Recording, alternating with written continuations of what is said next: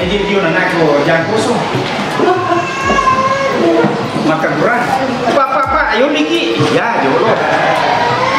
Anak makan pak, ayo lagi. Ya, yang kelima ini. Yang kerja kamu ya. Oh, yang kelima. Iya, Pak.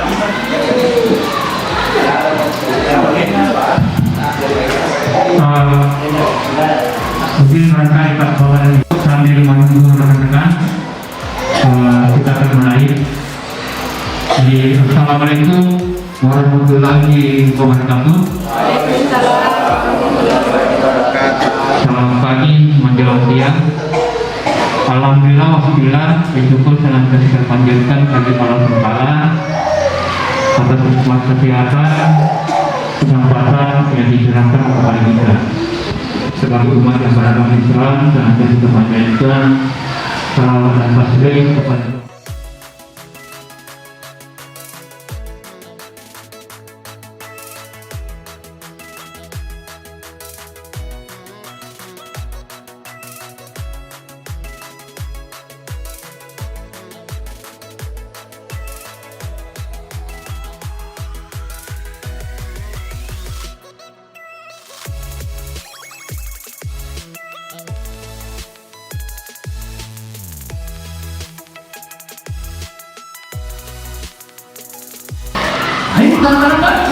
jangan jadi sudah semakin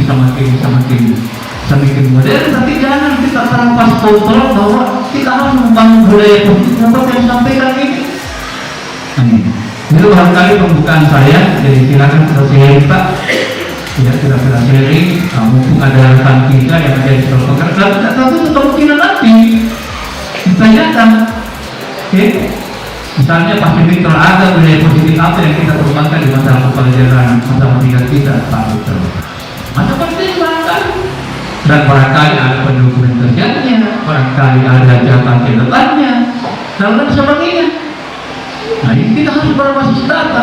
Contoh di sekolah kita membudayakan jam putih sama siswa. Bukan pasti tidak ada jam putih di sana pagi-pagi. Ya, sampai kita jamak tangan, kita sampaikan kata-kata bijak. Ini mengemur kena sebentar mulai. Kan tadi ada jamak bawah si bawah itu tidak ada. Menjamak betul kan di mana tamu mulai. Kan begitu. Tapi sampai kita jamak ada pesan-pesan yang kita sampaikan. Inilah yang menjadi budaya bagi kita. Sampai kita belajar, kita berdoa. Itu saya mengenai budaya. Artinya segala sesuatu yang sudah menjadi kebiasaan. Salah saya kita mengajar, kita berdoa lagi. Dan begitu agama yang membuat kita seperti itu. Nilai-nilai ini yang sekali kita mau terapkan Bapak dan Ibu. Jadi mohon perhatiannya. Nah sehingga kita sharing tentang hal ini. Ya, itu barangkali pengantar dari saya. Jadi lebih dan kurang dimaafkan kepada kesalahan yang dimaafkan. Nanti Pak Yansa yang akan menjelaskan. Ya, dan nanti kita akan sharing apa namanya. Ya. Sekian. Assalamualaikum warahmatullahi wabarakatuh. Budaya positif yang akan saya sharingkan Bapak Ibu, bukan saya jelaskan, akan saya sharingkan. Karena kenapa? Karena apa yang saya dapatkan tentu salah satu ilmu terbaik adalah membagikan pada teman-teman, yaitu disiplin positif. Bagaimana itu disiplin positif? Kemudian motivasi perilaku manusia, kebutuhan dasar, posisi kontrol, restitusi, keyakinan kelas dan segitiga restitusi. Inilah yang saya dapatkan waktu di MS. Dan tugasnya pun saya kerjakan tempoh hari itu dalam kerja Rudi dalam waktu 2 hari 2 malam saya kerjakan sampai selesai. Dan hasilnya seperti ini. Hasilnya kondisi saya lagi drop karena tugas tersebut, tapi karena demi tanggung jawab nama baik sekolah kita, jadi saya juga meningkatkan juga performa terbaik. Nah, kemudian inilah yang dikatakan oleh seorang Kiai Dewantara, yaitu seorang guru diibaratkan petani yang memiliki peranan penting yang menjadikan tanahnya tumbuh subur. Anda akan memastikan bahwa tanah tempat tumbuhnya adalah tanah yang cocok untuk ditanami. Artinya Ki Hajar Dewantara itu mengajarkan kita dua konsep, itu kodrat alamiah, kodrat alam. Karena pada dasarnya manusia itu memiliki kodrat alam. Anak-anak kita memiliki kodrat alam. Sejak lahir mereka sudah punya potensi. Sejak lahir mereka sudah punya karakter. Sejak lahir mereka sudah punya kekuatan. Tugas kita hanya guru adalah mengarahkan kekuatan itu agar berkembang baik dan menjaga kekuatan itu agar tidak salah jalan. Nah itulah yang ditujukan, yaitu tanaman yang cocok tempat tumbuhnya tanah.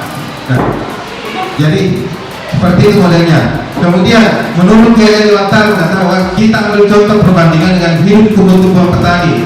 Dalam hakikatnya sama kewajibannya seorang pendidik, yaitu menanam padi. Misalnya hanya dapat menuntut tumbuh-tumbuhnya padi, ia dapat memperbaiki kondisi tanah, memelihara tanaman padi, memberi pupuk, air, membasmi ulat-ulat, jamur-jamur yang mengganggu tanaman padi dan lain sebagainya. Logikanya seperti ini. Beginilah kondisi kita, anak kita saat ini, Bapak Ibu. Kita lihat banyak tantangan dari luar, banyak persoalan dari luar.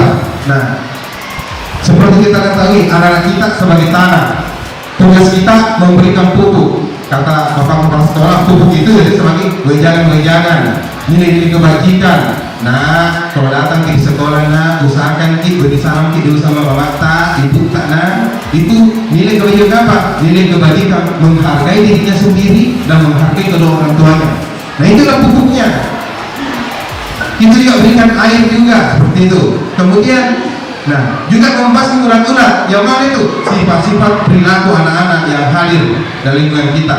Tidak menutup kita, anak-anak kita yang datang ke sekolah ini juga membawa pengaruh-pengaruh yang negatif. Dia membawa pengaruh-pengaruh yang bersifat jelek. Nah, di sini tugas kita untuk menjaga anak-anak kita itu supaya terhindar dari pengaruh yang mengganggu hidupnya. Nah, seperti ulat yang mengganggu tumbuh tanaman. Nah, kalau anak kita datang itu pengaruh dari luar, dari dalam. Ada namanya dari faktor dari dalam sekolah, ada namanya faktor dari luar sekolah. Pergaulan dari luar dibawa masuk ke dalam sehingga memberikan dampak negatif bagi teman-temannya. Seperti itu tugas guru, artinya mengarahkan dan menjaga anak-anak kita, murid kita di sekolah kita ini. Kemudian lanjut.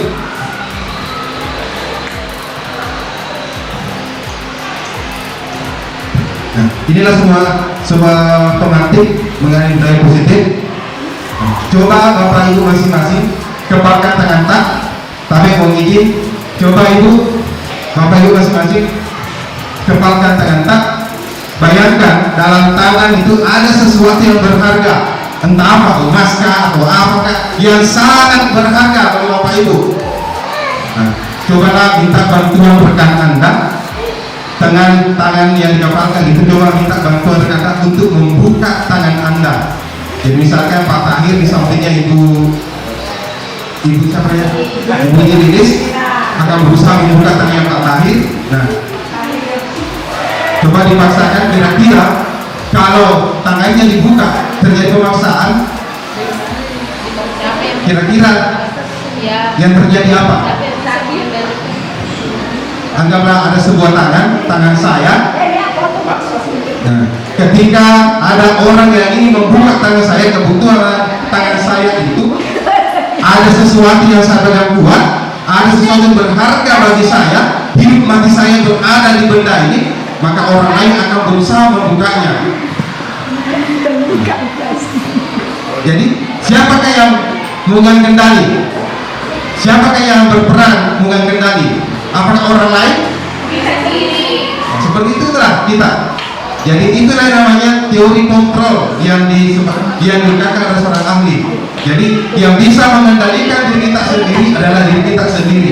Seperti tadi anak-anak kita, walaupun kita menyampaikan sesuatu yang baik, tapi anak kita yang bisa mengendalikan diri sendiri. Fungsi kita hanya menuntun saja. Yang menentukan adalah diri sendiri. Kenapa? Fungsi kontrol berada di anak-anak kita semua. Bukan kita yang mengontrol anak kita, dirinya kontrol anak kita. Karena kenapa? Karena walaupun peran kita menuntun, kata Ki Hajar Dewantara. Seperti itulah teori kontrolnya, Bapak Ibu yang saya hormati. Nah, paradigma respon terkontrol oleh Stephen R. Covey mengatakan bila ingin kita membuat kemajuan perlahan sedikit, ubahlah sikap atau perilaku Anda. Namun kita ingin memperbaiki cara-cara utama kita, maka kita ubah kerangka acuan kita. Ubahlah bagaimana kita melihat dunia, bagaimana Anda berpikir tentang manusia. Ubahlah paradigma skema Anda, skema pemahaman tentang penjelasan aspek-aspek tertentu tentang realitas. Jadi pola pikir kita yang harus diperbaiki terlebih dahulu tentang mindset kita dan anak kita. Inilah kata seorang ahli, bukan kata saya. Ini yang saya pelajari. Jadi mindset kita yang kita pelajari seperti ini. Nah, seperti ini. Stimulus respon. Stimulus respon apa itu? Kalau saya artikan sebagai pemikiran konservatif, pemikiran cara lama, paradigma lama. Seperti apa? Realitas kebutuhan kita sama. Kalau saya analogikan seorang guru itu menganggap semua siswa sama. Itu stimulus respon. Pandangan tempo dulu yang saya alami dulu waktu saya di siswa, bapak saya guru, dia katakan semua siswa itu sama, semua murid itu sama, semua anak itu sama. Benar apa adanya, karena itu termasuk stimulus respon atau pandangan yang dikenal sebagai pandangan pola pikir lama, konservatif. Stimulus respon, realitas kebutuhan kita sama. Guru menganggap siswa itu sama. Pak, karena ada guru itu paksakan anaknya untuk memaksakan matematika. Kau harus bisa matematika, kau harus bisa ini, bisa itu, bisa itu, bisa itu. Memaksakan anaknya, memandang anaknya sama. Kalau kita punya anak dulu kan, 6 atau 3 kita punya anak, itu jangan baru kalau kita mana semua anak kita sama. Tidak, itu namanya stimulus respon. Jadi kontrolnya yang benar adalah anak kita memiliki kebutuhan yang berbeda. Anak kita memiliki sesuatu yang berbeda. Sama halnya kalau kita punya anak SMP, SMA, kuliah, SD. Kalau kita anggap sama itu awalnya kebutuhannya sama, tapi kalau kita cari kontrolnya siswa SMP, SMA dan kuliah itu kebutuhannya akan berbeda. Sama halnya semua orang melihat hal yang sama. Seperti saya ibarat sebuah geografi, kebetulan saya IPS, itu saya memandang sebuah rumah itu sudut pandangnya dari depan. Itu namanya stimulus responnya. Semua orang melihat yang sama. Jadi saya melihat sebuah rumah itu pandangannya dari depan. Pak Rasid melihat rumah itu pandangannya dari samping. Benar. Karena kenapa? Karena itu stimulus responnya. Jadi saya tidak boleh menganggap bahwa Pak Rasid salah pandangannya. Saya punya hak untuk mengontrol Pak Rasid seperti modelnya. Karena kenapa? Pandangannya berbeda. Seperti itulah yang kita ajarkan anak-anak kita. Kalau anak-anak kita punya hal seperti ini, Pak, saya punya tugas Pak, 4 tugas Pak, hanya 1 tolong yang bisa dilakukan. Itu pandangan siswa kita. Pandangan kita yang sebenarnya anak-anak itu harus 4-4-nya kuasai ilmu, kuasai itu sumbernya, kuasai itu tujuan pemainnya. Tidak boleh seperti itu. Yang benar adalah setiap anak kita memiliki gambar berbeda. Itu bisa dihitung. Karena kenapa? Daya serap berbeda, daya tangkap berbeda, cara berpikir berbeda, tidak sama semua. Nah, karena itulah yang kita dapatkan. Jadi semua orang memiliki pandangan sama. Jadi yang benar adalah setiap orang dari kontrol adalah setiap orang memiliki gambar yang berbeda. Itu namanya visi yang berbeda, cara pandang yang berbeda. Dan kita tidak boleh juga memaksa anak-anak untuk mengontrol anak-anak kita. Akan terjadi chaos, akan terjadi namanya sesuatu yang berlawanan. Kemudian yang ketiga, kita mencoba mengubah orang agar berpandangan sama dengan kita. Ini teori lamanya. Ini stimulus responnya. Anak-anak kita kalau ibarat kurikulum binatang, anak-anak kita kemampuannya menggambar. Baru kita memaksa anak-anak untuk bisa menyanyi. Bisa nggak kira-kira? Nyambung nggak kira-kira? Nyambung nggak kira-kira? Anak-anak itu dasarnya menggambar, tidak paksa menyanyi. Artinya apa? Guru itu mau mengubah pandangan anak, dan paksa itu anak-anak untuk bisa sama yang kita kata kepala sekolah, pemaksaan. Anak-anak kita punya kemampuan menggambar, dasarnya menggambar, badannya menggambar, habis selalu itu pandangannya menggambar, kekuatannya dia menggambar. Maka kita mau pandangan kita, saya mau ubah anak ini untuk bisa menyanyi, tapi dia punya enggak bakat, dia tidak punya kekuatan untuk menyanyi, bisa nggak kita ubah pandangannya? Akan terjadi sebuah kesalahan. Nah, jadi kita berusaha memahami pandangan anak-anak kita, apa yang menjadi kekuatannya anak kita, apa yang menjadi kekuatannya anak kita, pandangannya. Dan itulah seperti yang pembelajaran diferensiasi. Contoh pelajaran tertinggi, salah satu contoh ya, mungkin di sekolah lain terjadi, yang pada saat lalu saya diskusi dengan teman-teman dari Kota Palopo dan teman lain. Jadi dia katanya ada guru itu dia mau paksa anaknya, misalnya seorang guru dia kasih tugasnya anak 100 nomor dan harus selesai besok. Kira-kira apa yang terjadi? Stimulus respon, kita memaksakan anak-anak. Kira-kira ada anak 32 kelas ini kejadian ini, dia paksa anaknya, oke gini nak, 20 nomor, 30 nomor, harus selesai besok. Kira-kira apa terjadi besoknya?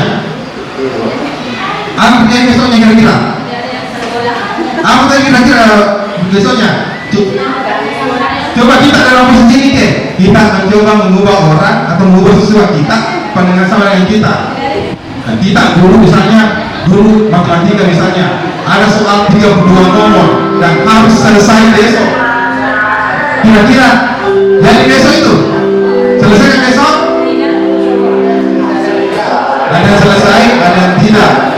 Nah, anak-anak yang tidak selesai itu mungkin dengan cara apapun dia kerjakan dipaksakan selesai. Nah, itulah artinya apa? Bisa saja anak stres, banyak masalah terjadi pada anak itu. Nah, kemudian disinilah ada materi kontrol. Kita berusaha memahami bagaimana pandangan anak kita. Kayak tadi, Pak, saya dari 32 soal, bisa nggak saya cicil soalnya? Bisa nggak saya seperti ini? Seperti itu materi kontrolnya. Jadi artinya apa? Jangan memaksakan kontrol pada anak-anak kita, karena anak-anak kita itu punya batas, punya kekuatan tersendiri. Nah, inilah. Kemudian yang ketiga, perilaku buruk dilihat sebagai suatu kesalahan. Ini stimulus respon. Nah, kejadian tadi yang bawa HP itu sebuah contoh nyata bagi saya. Kejadian anak yang pencuri HP itu, kalau anggapan kita saat ini sebuah kesalahan besar, tapi mohon izin Bapak Ibu, salah satu kesalahan besar kita menurut stimulus respon adalah perilaku buruk itu sebagai suatu kesalahan. Nah, itu anggapan kita saat ini kayak mencuri HP tiba-tiba itu kalau dalam mindset kita sebuah kesalahan, bersalah, itu menurut stimulus respon itu benar. Tetapi ternyata kalau dilihat dari fungsi kontrol itu, semua perilaku memiliki tujuan. Contoh, kenapa anak-anak kita curi HP? Kenapa anak kita mau mengambil HP? Kenapa anak kita butuh HP? Karena anak-anak kita itu, karena barang seperti HP sekarang itu merupakan salah satu kebutuhan primer, kebutuhan dasarnya. Karena salah satu kebutuhan dasarnya tidak terpenuhi, maka dia mengambil jalan pintas. Seperti itu modelnya. Coba anak-anak kita, kalau kita berkunjung, kalau ada anak-anak kita tidak pernah hadir di sekolah, dia bilang, kenapa kita tidak pernah datang ke sekolah? Saya bantu orang tua saya.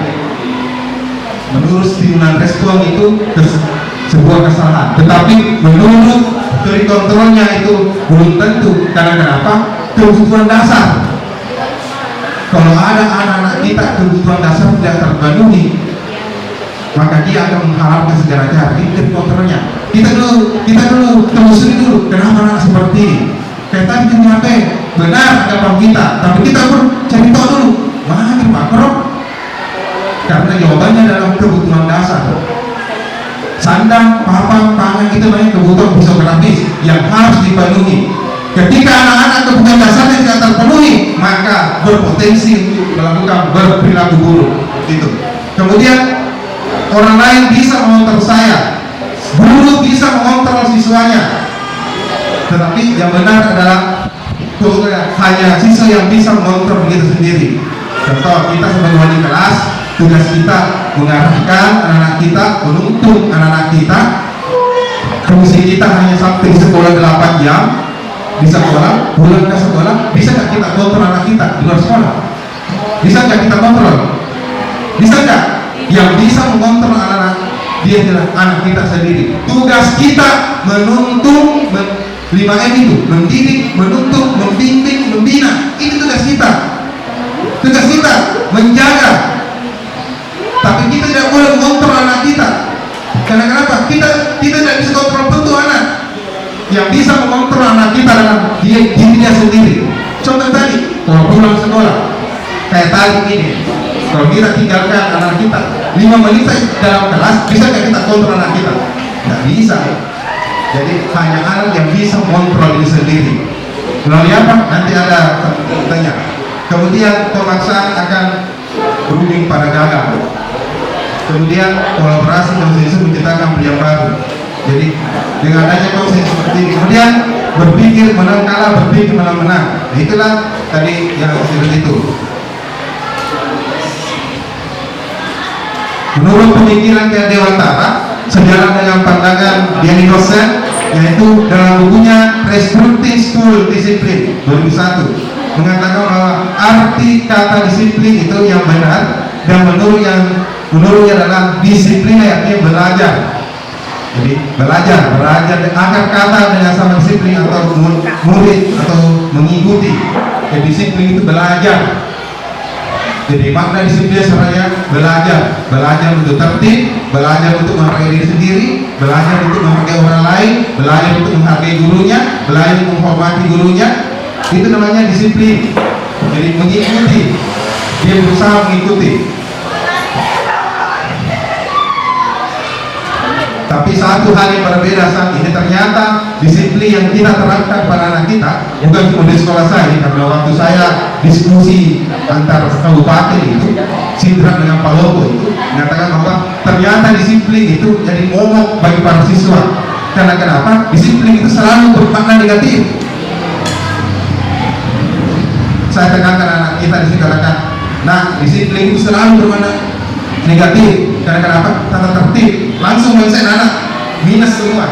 Langsung bermakna negatif. Karena kenapa? Karena disiplin itu berhubungan dengan ketidaknyamanan. Padahal yang asli adalah disiplin itu belajar menghormati orang lain, bagaimana belajar untuk bersungguh-sungguh di kelasnya. Tetapi yang terjadi saat ini, nah inilah ketimpangannya, yaitu disiplin itu sebuah ketidaknyamanan. Karena kenapa?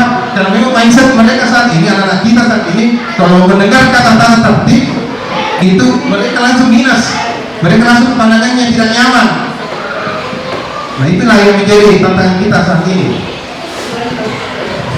Inilah alur peta konsepsi yang menjadi saat ini, yaitu buat visi budaya positif dari Bagja. Misalnya sedikit, yaitu buat visi. Jadi setiap guru mata pelajaran itu pasti punya visi budaya positif, seperti kata-kata bapak-bapak sekolah. Saya guru IPS itu, visi saya, tugas saya adalah menjadikan murid cerdas, berpikir kritis, berdaya saing global. Karena kenapa? Karena begitulah kondisi anak-anak kita saat ini, cerdas. Kemudian dari Bagja, tentu ada namanya poin-poin tertentu, ada pola-polanya. Kemudian bagaimana caranya? Yaitu memberikan motivasi diri sendiri secara kenali potensinya anak kita, seperti itu. Nah, kendala seperti apa? Contoh, anak kita saat ini tuh kendalanya adalah daya lemah berpikir, kemudian rendahnya daya serap, karena tantangan saat ini di kurikulum adalah C4, di mana anak-anak kita harus bisa berpikir kritis, tapi tidak memahami sebuah konsep, tidak memahami sebuah bahasa. Itulah kendalanya.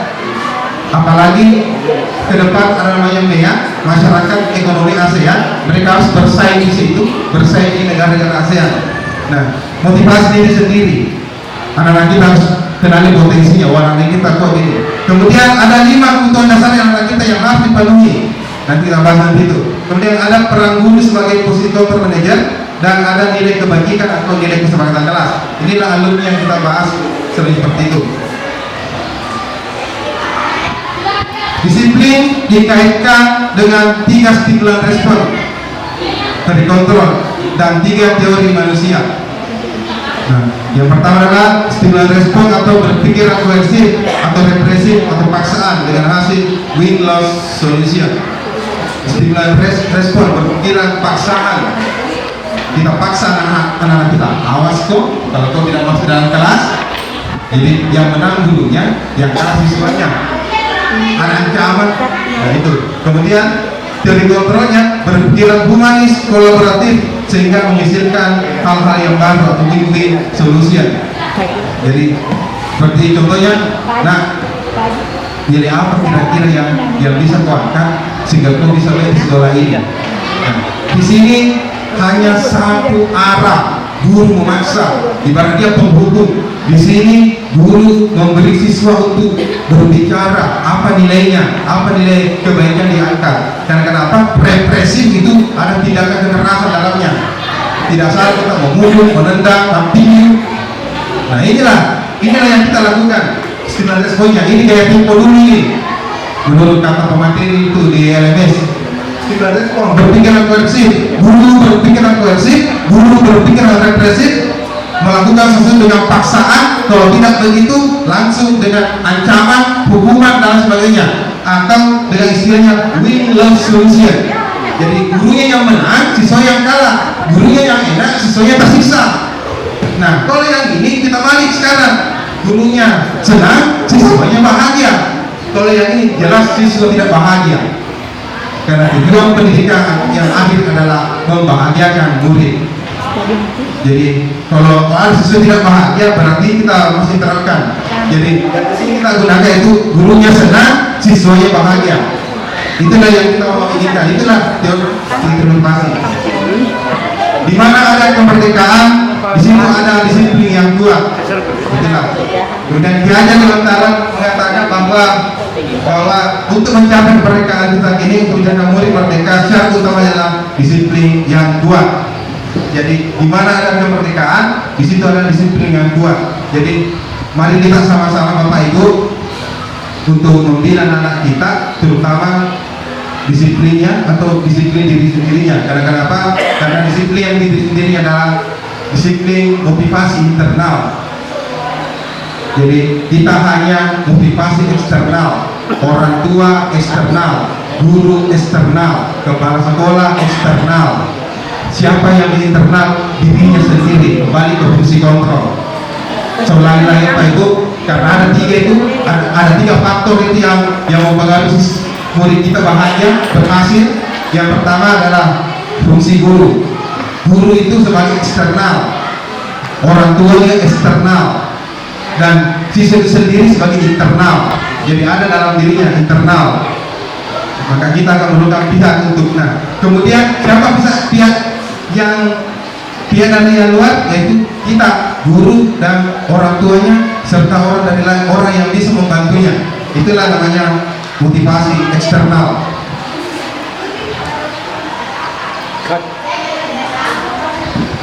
Disiplin dapat membuat seseorang menggali potensinya kepada tujuan mulia, sesuatu dihargai bermakna. Dengan lain disiplin mempelajari bagaimana mengontrol diri, menguasai diri, tindakan untuk mengacu pada nilai-nilai yang kita hargai tercapai tujuan mulia yang diinginkan.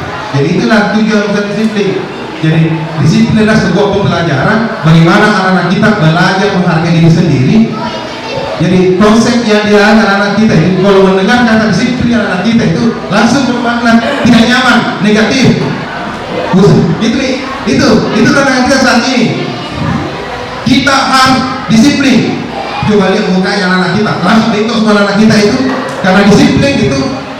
Sekarang tantangannya disiplin itu anak kita itu kalau mendengar kata tata tertib, dengar kata aturan sekolah, dengar kata peraturan, pokoknya berhubungan dengan aturan, langsung dihitung muka anak kita. Kenapa?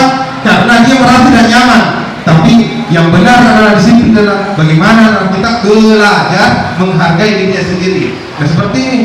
Kalau anak kita belajar menghargai dirinya sendiri, oh saya datang ke sekolah ini apa tujuannya? saya mau datang sekolah ini seperti apa yang saya dapatkan nanti. Nah, anak-anak bisa mengontrol diri sendiri, seperti modelnya. Nah, inilah yang kita bahas, itu nilai kebajikan di Dewantara yang diangkat oleh Dian dosen pakar pendidikan, mengartikan bahwa disiplin sebagai bentuk kontrol diri. Dan disiplin itu kontrol dirinya anak kita, yaitu belajar mencapai satu tujuan mulia. Tujuan mulia di sini para nilai prinsip mulia kita namakan sebagai nilai-nilai kebajikan atau yang bersifat universal. Nah, inilah nilai kebajikan. Seperti inilah yang kita gunakan saat ini. Nilai kebajikan profil pelajar Pancasila. Itulah nilai kebajikan yang kita gunakan saat ini, yang dipakai oleh kurikulum Merdeka. Nilai kebajikan: beriman, bertakwa kepada Tuhan Yang Maha Esa, berakhlak, mandiri, bernalar kritis, berkepentingan global, bergotong royong, kreatif. Ini yang pasti kita gunakan. Tapi ada juga tambahannya seperti ini. Ada juga dari Ibu Primary Years program dari sikap murid. Bagaimana kita nilai kebaikannya? Toleransi, karena kita di sini ada dua agama ya, ada Hindu, ada Islam. Bagaimana cara kita ajarkan anak-anak kita bertoleransi. Kemudian ada rasa hormat, bagaimana anak-anak kita menghormati diri sendiri, menghormati orang tuanya. Kemudian integritas, seperti yang ditanyakan yang sebenarnya dari Pak Ismail tadi tentang kasus integritas. Bagaimana anak kita untuk jujur, kemudian mandiri, menghargai, antusias, kemudian empati. Bagaimana kita punya rasa simpati, rasa ingin tahu tentang pembelajaran. Kemudian kreativitas, kerjasama, percaya diri, komitmen. Nilai kebajikan juga ada di sini: cinta Tuhan, ditanya, kemandirian, tanggung jawab, kejujuran, amanah, hormat dan santun, kemudian dermawan, suka menolong, gotong royong, percaya diri, kreativitas, kerja keras, kepemimpinan baik, rendah hati, toleransi, kedamaian, dan kesatuan. Inilah tadi nilai kebajikan yang kita bisa gunakan ke anak kita.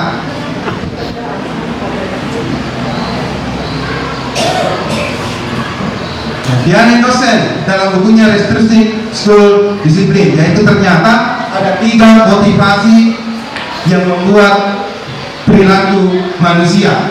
Ada 3 motivasi yang membuat perilaku manusia. Yang pertama, untuk menghindari ketidaknyamanan atau hukuman. Ada siswa kita yang hanya datang ke sekolah, motivasinya cuma satu: menghindari hukuman ke sekolah.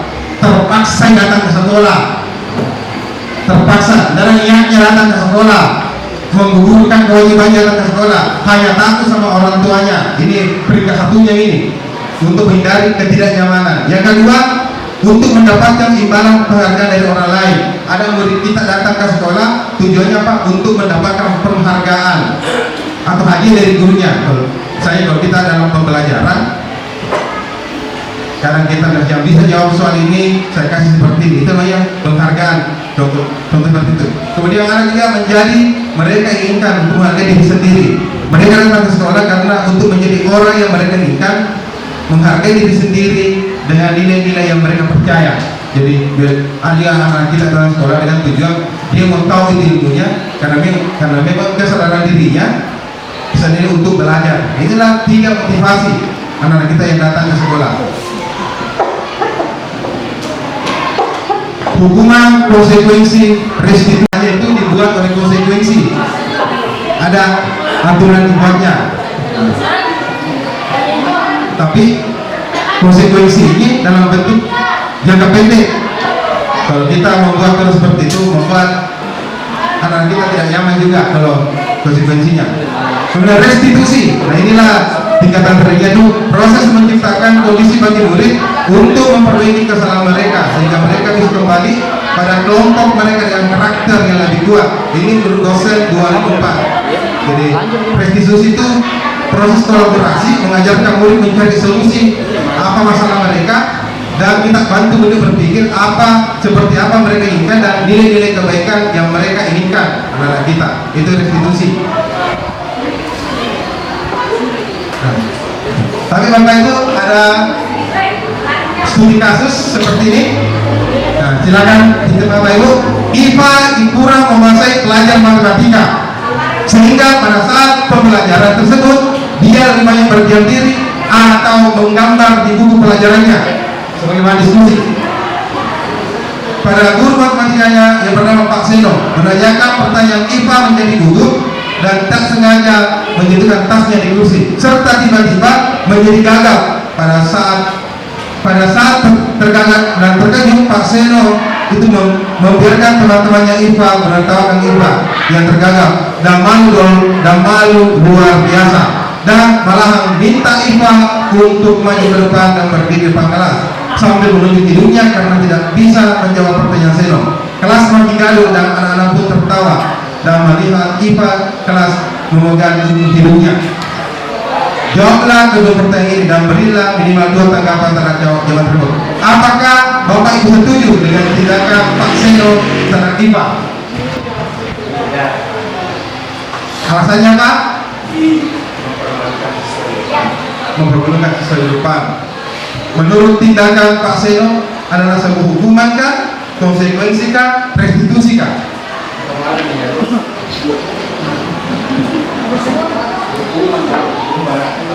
Adalah hukuman. Karena itulah contoh kecil seperti itu, hukuman. Dibuat menjadi kasus seperti itu. Dampak motivasi melalui penghargaan. Jadi ada dampak motivasi. Ternyata kalau kita memberikan motivasi kepada anak kita, ada juga dampaknya, yaitu pengaruh jangka pendek. Misalnya penghargaan efektif jika kita menginginkan seseorang melakukan sesuatu yang kita inginkan dalam jangka waktu pendek. Jadi kemudian bila kita menggunakan penghargaan lagi, maka orang tersebut akan bergantung pada penghargaan yang diberikan serta kehilangan motivasi dari dalam. Inilah dampak motivasi melalui penghargaan karena jangka pendek. Artinya anak-anak itu hanya terbesit di otaknya hanya sebuah materi. Dia datang ke sekolah hanya untuk nilai, tidak, bukan betul dari dalam dirinya. Itu dampaknya. Misalnya Pak Tahir, kalau Pak Tahir kasih anak-anak misalnya mainan atau gula-gula atau kue, nah besok lusa itu anak, Pak, misalnya kuenya Pak, misalnya gulanya. Nah, itu dampaknya karena itu jangka pendek. Kapan tidak ada kue, kapan tidak ada gula-gula atau apapun sebaliknya, langsung anak-anak itu kehilangan motivasinya. Karena kenapa?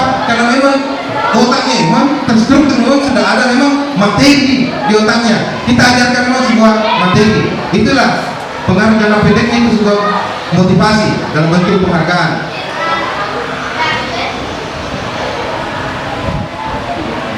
Kemudian penghargaan tidak efektif. Nah ini juga penghargaan tidak efektif.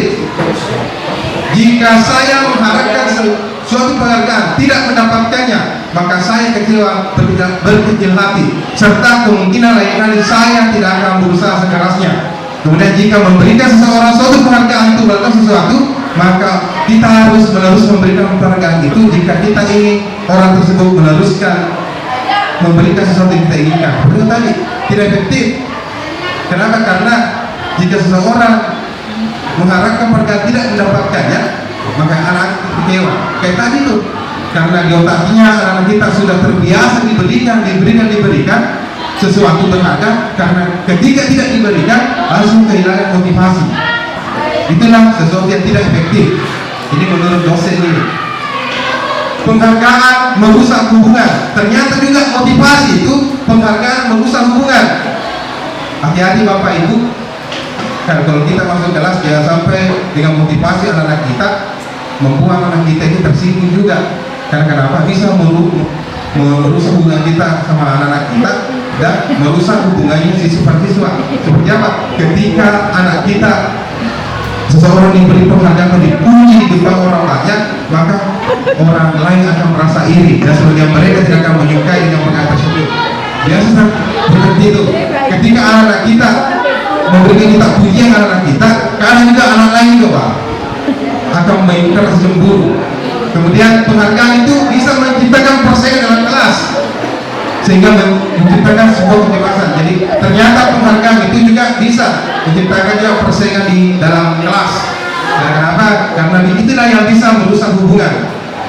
Jadi kata ahli, penghargaan mengurangi ketepatan. Dan riset dari sebuah riset mengatakan bahwa dalam sebuah percobaan seorang anak laki-laki berusia 9 tahun diminta untuk melihat gambar-gambar wajah yang ditampilkan di layar, dan mereka harus memberitahu jika wajah-wajah tersebut sama atau berbeda. Gambar tentang bersama, beberapa dari mereka diberi penghargaan dalam bentuk uang pada saat mereka memberi jawaban benar, sementara hasil yang tidak. Dan hasil adalah anak laki-laki yang dibayar itu membuat lebih banyak kesalahan. Karena kenapa? Karena membuat anak itu semakin tidak fokus dalam pembelajarannya. Karena seolah-olah otaknya sudah memang kayak tadi sudah diresaki dengan unsur materi, bukan dari dalam hatinya. Penghargaan menurunkan kualitas. Pengamatan dilakukan oleh sekelompok mahasiswa yang sedang kerja praktik di sebuah serangkaian universitas yang sedang belajar menuliskan sebuah artikel. Seiring waktu, mahasiswa tersebut mampu bekerja dengan cepat. Kemudian ada beberapa mahasiswa dibayar untuk setiap judul dan mereka mampu hasilkan. Lama kelamaan itu karena ada mahasiswa yang dibayar, karena menyebabkan kinerjanya berhenti sehingga mereka gagal berdiri.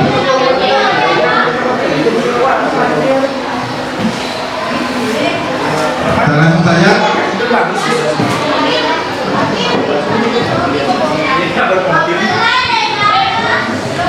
inilah lingkaran yang kita inginkan, Bapak Ibu.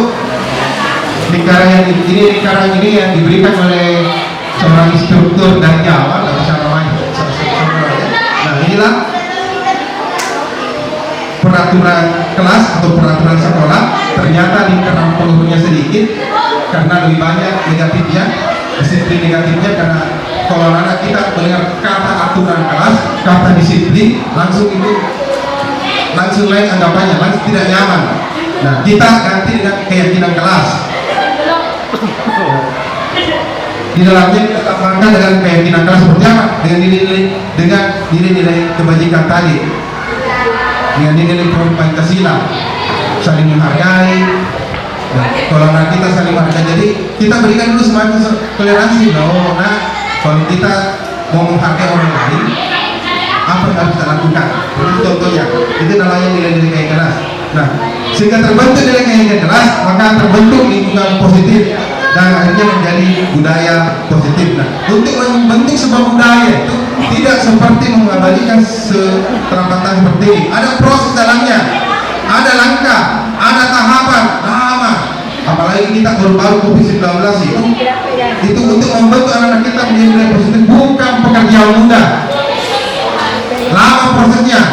Nah, itu ada kebiasaan, ada pembiasaan, kemudian kebiasaan, sudah di kebiasaan akan menjadi karakter, di karakter akan menjadi namanya budaya positif.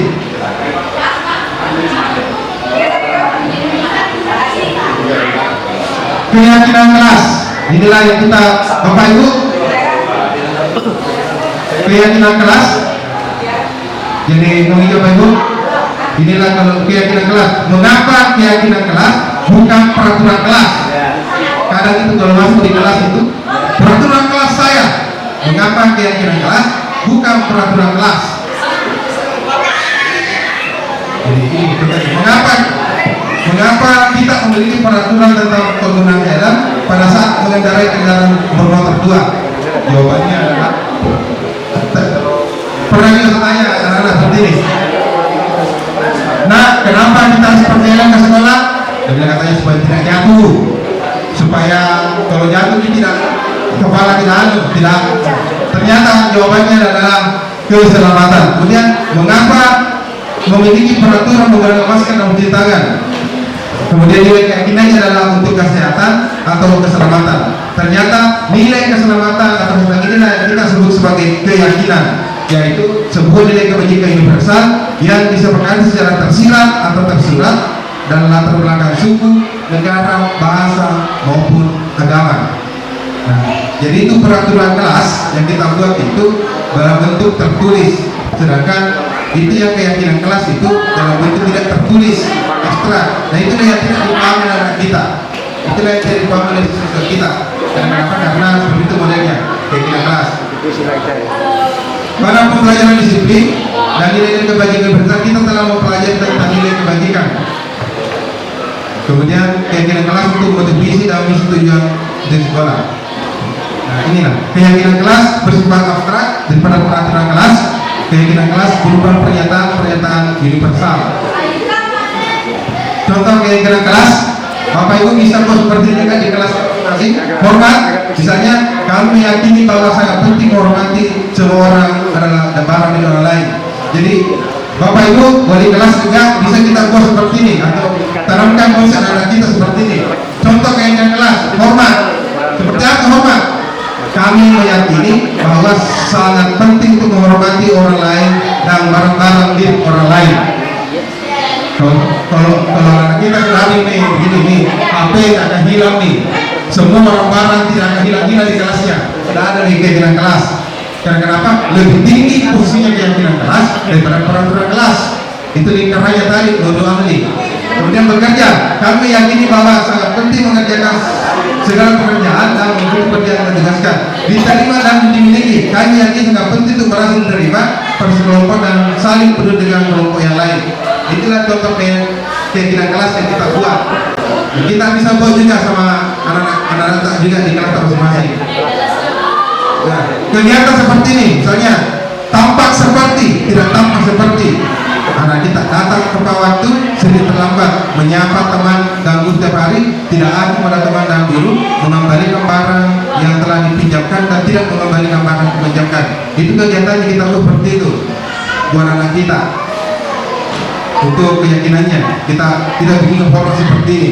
Kegiatan tampak seperti apa? Format seperti hormat.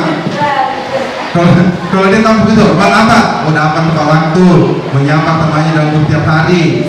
Itu siswa yang hormat. Kemudian kalau ada barang yang hilang, temannya punya barang hilang dikembalikan ke temannya, itu hormat. Kalau dia tidak tampak seperti, tidak mengembalikan barang yang dipinjam, meletakkan sembarangan, seperti yang tadi kejadian hilang ambil anak. Karena apa? Karena tidak ada keyakinan kelasnya, karena belum ada keyakinan kelas dalam dirinya. Ini tampak bekerja. Nah, anak-anak kita tekun bekerja dalam menyimak guru, menyerahkan tugas tepat waktu, kemudian memberikan hasil terbaik. Tidak tampak, itu dia mendengarkan guru, aju tak aju, tugas tidak diberikan, asal-asalan menyerahkan tugas. Nah, itulah tidak tampak semua. Itulah anak-anak kita ini. Jadi dua model anak-anak kita, ada tampak, ada tidak tampak. Jadi anak-anak kita tekun dalam bekerja menyimak guru, tampak tidak anak-anak kita. Satu yang tampak, tidak tampak, tidak mendengarkan guru dan aju tak aju. Yang jelas tidak tahu. Inilah contohnya. Jadi kita bisa buat seperti itu anak-anak kita. Kemudian tanpa rasa diterima, dimiliki seperti ini modelnya. Yang mengumpulkan. Seperti inilah modelnya anak-anak kita. Nah, kegiatan tugas-tugas murid kita kan. Inilah yang perlu juga kita tenangkan kepada anak kita tugasnya. Bisa kita tugasnya anak kita. Misalnya tugasnya murid belajar, mencoba, menghasilkan terbaik, bertanya tidak paham, ini tugasnya murid. Nah, tugas tidak murid itu bukan menyakiti, bukan mengeluh, merusak barang pribadi orang lain, melakukan tugas guru, memutuskan untuk teman kamu. Inilah kegiatan tugas-tugas yang bisa kita bagikan kepada anak kita, supaya untuk keyakinan dirinya bahwa mereka datang ke sekolah ini punya tugasnya belajar. Nah, siswa itu bukan tugasnya apa? Itu seperti itu adanya. Nah, inilah kebutuhan dasar manusia. Nah, ada sama seperti Bapak Ibu mau izin.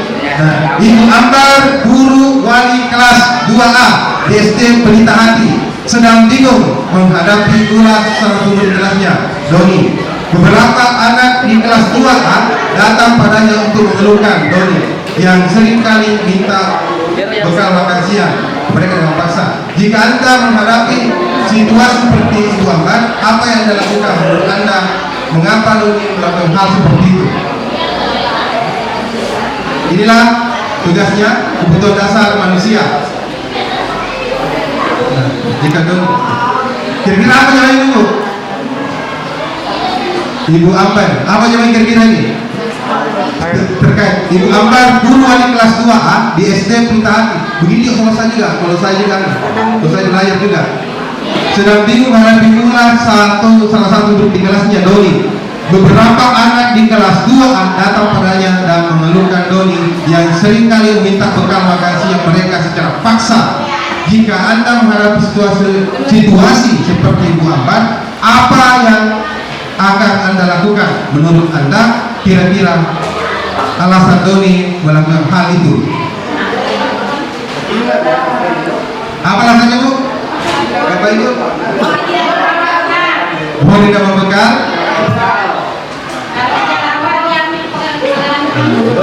Doni badannya besar. Doni tidak ada. Doni badannya besar. Foto kasih bawah nanti kan. Inilah namanya kebutuhan dasar manusia. Jadi kebutuhan dasar manusia yaitu seluruh tindakan manusia yang memiliki tujuan tertentu. Jadi setiap manusia memiliki kebutuhan dasar. Nah, kasus seperti itu Bapak Ibu, ini namanya lingkaran kebutuhan dasar manusia: bertahan hidup, kemudian kebebasan, kesenangan, penguasaan, kasih sayang, dan diterima. Adalah karena yang mana kira-kira itu? Apakah bertahan hidup? Apakah penguasaan? Apakah kesenangan? Apakah kebebasan? Apakah kasih sayang dan rasa diterima? Dari kasus ini tadi, apakah dia masuk di mana? Satunya.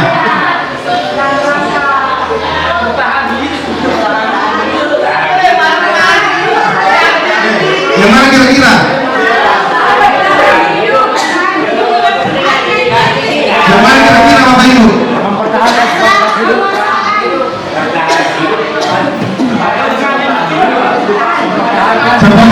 Yang mana kira-kira ini?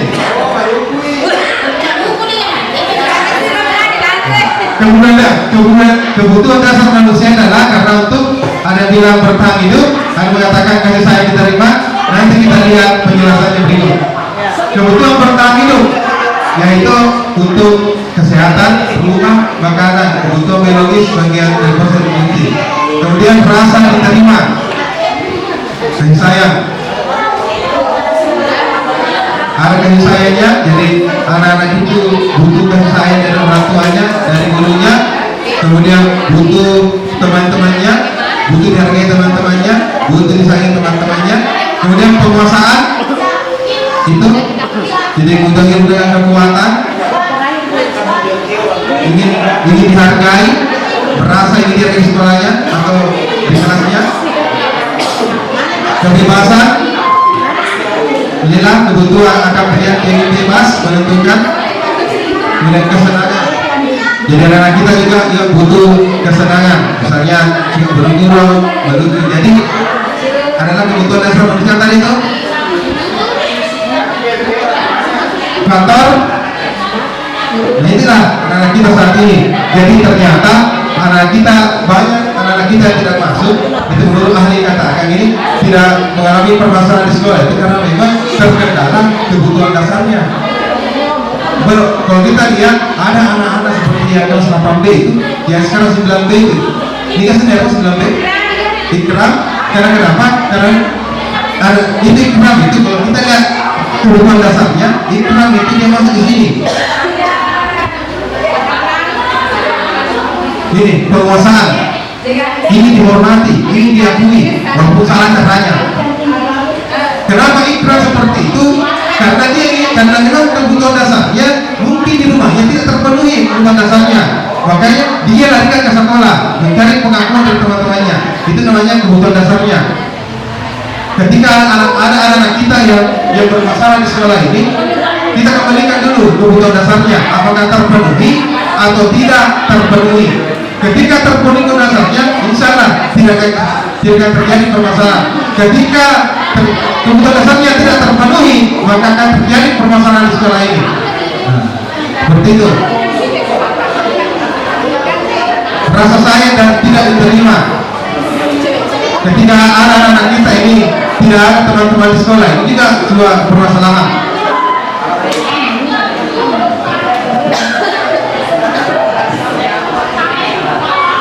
Ini jelas ada di sana Bapak Ibu.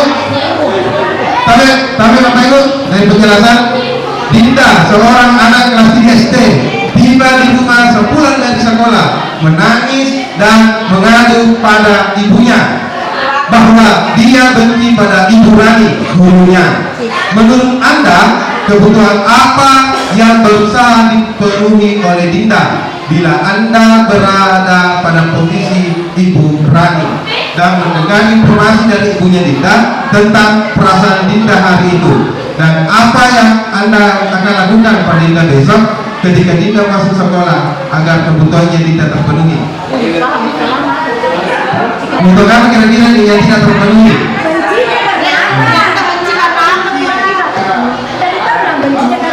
Saya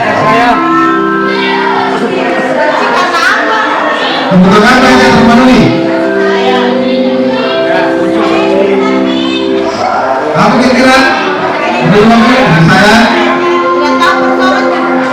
Itu yang pertama.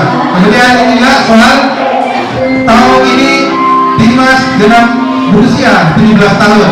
Ia senang sekali ketika ayahnya mulai mengajarkan cara menyetir mobil. Setiap akhir pekan ia berlatih menyetir. Ia terlihat senang sekali berlatih sampai akhirnya ia bisa menyetir mobil dengan baik dan lancar. Ketika ibunya bertanya pada Dimas apa yang membuat ia ingin bisa menyetir mobil, nah, ketika jawaban Dimas seperti ini, kebutuhan apa dia penuhi kira-kira? Kebutuhan apa?